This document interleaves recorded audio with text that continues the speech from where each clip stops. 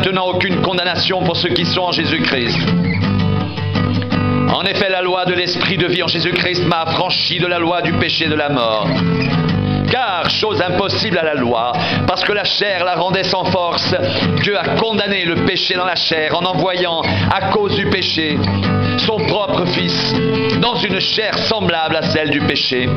Et cela afin que la justice de la loi soit accomplie en nous qui marchons non selon la chair, mais selon l'esprit.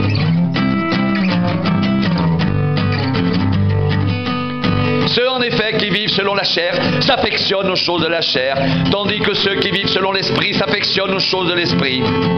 Et l'affection de la chair, c'est la mort, tandis que l'affection de l'esprit, c'est la vie et la paix.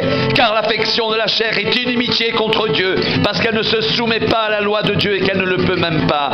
Or, ceux qui vivent selon la chair ne sauraient plaire à Dieu.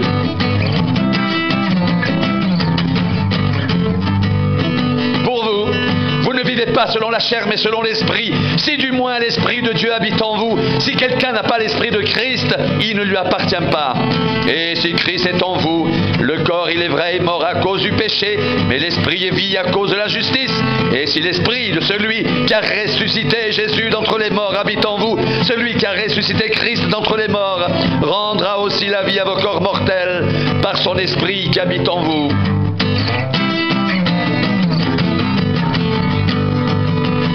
Ainsi donc, frères, nous ne sommes point redevables à la chair pour vivre selon la chair.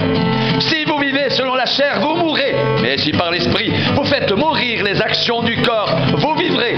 Car tous ceux qui sont conduits par l'Esprit de Dieu sont fils de Dieu. Et vous n'avez pas reçu un esprit de servitude pour être encore dans la crainte, mais vous avez reçu un esprit d'adoption par lequel nous crions « Abba, Père !» L'Esprit lui-même rend témoignage à notre esprit que nous sommes enfants de Dieu. Or, si nous sommes enfants, nous sommes aussi héritiers, héritiers de Dieu et co-héritiers de Christ, si toutefois nous souffrons avec lui, afin d'être glorifiés avec lui.